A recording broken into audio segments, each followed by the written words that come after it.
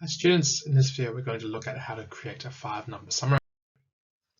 Right, so after watching this video you should be able to recall the values that we need to include in a 5-number summary, determine the 5-number summary of a data set, and also determine the interquartile range of a set data set. Right, the key things to remember is basically how to find your median.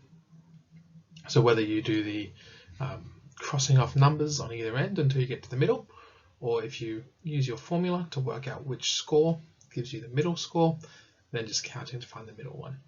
So this formula here works. Let's say we've got, in the following way, let's say you've got 17 numbers in your data set. 17 plus 1 divided by 2. 17 plus 1 is 18, divided by 2 is 9. So if you've got 17 numbers in your data set, the 9th is the median. If you had 18 in your data set, plus 1 divided by 2, that'll be 9.5. So that means it'll be the average of the 9th and the 10th, halfway in between, would be how you'd find the median if your rule gives you a 9.5. Alright, so the 5-number summary uses the following values. So first of all, you need the minimum, which is the minimum. You also have the maximum down here at the very bottom. The other one that we're familiar with is the median, which is the middle, which we've covered in a previous lesson. The two new ones are the first quartile and the third quartile. Now, what the quartiles do is basically splits, so our median splits our data into equal halves. The quartiles basically take each half, the bottom half and the top half, and splits them in half as well, turning our data from 2 halves into 4 quarters. So the first quartile is basically the median, the middle number of the lower half of data. The third quartile is the middle score, or like the median of the upper half of the data. Now, key things to know when we think about our quartiles, or key points of analysis if we're doing some analyzing of our 5-number summaries. 1/4 of the scores are lower than whatever our Q1 value is. Right? So if our Q1 value, it marks the first quarter, so 1/4 of our scores are less than that value. Our third quartile, 1/4 of the scores, or 25%, is higher than that value. So you've got your third quartile here. The last quarter, the last 25%, is higher than that value. So those are the 5 values you need to create a 5-number summary. Alright, so when we have to work out our 5-number summary, we have to order our data from smallest to largest, just like we would have to when we're trying to find our median. And then from there we can just work out each value one at a time. The first step is working out the minimum and maximum. That should be pretty easy. It's the lowest and the highest scores. Right? So you can see the smallest number and the highest number when you've got them in order. That should be pretty straightforward. The median you work out next, and you can recall your formula, or you can do your crossing off method, whichever you prefer, to find your median in the data set. Now, once you've found your median, if the median is a part of the data set, then it is definitely not included when calculating the first and third quartiles.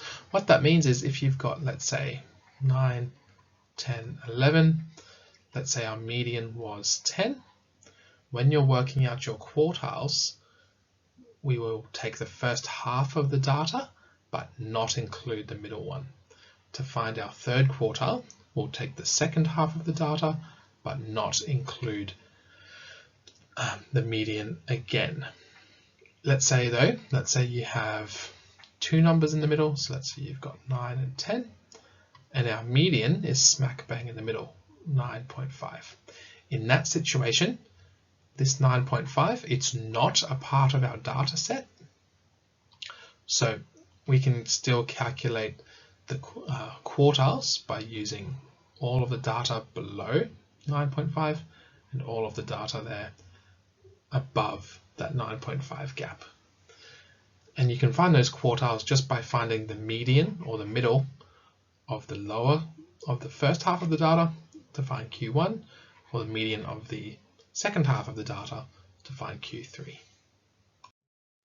Right, so let's look at an example here. We've got a 5-number summary. We've got to create a 5-number summary of the following data set. It's already in order from lowest to highest. So straight away we can see our minimum is 9 and our max is 59. Now in this data set we actually have 15 numbers. So our median will be 15 plus 1 over 2. That's 16 divided by 2. So that's our 8 score.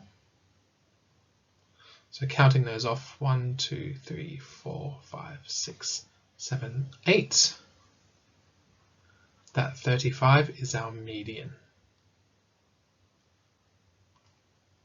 So that'll be 8.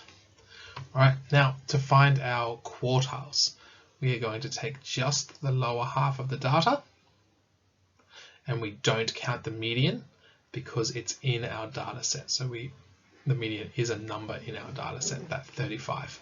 So we are not going to count it in finding our median. All right, looking at that, there are 7 scores. So 7 plus 1 over 2. 7 plus 1 is 8 over 2 is 4. So the 4th score, 1, 2, 3, 4, gives us our first quartile, 19. Now you could have also just worked that out by again doing the crossing off system.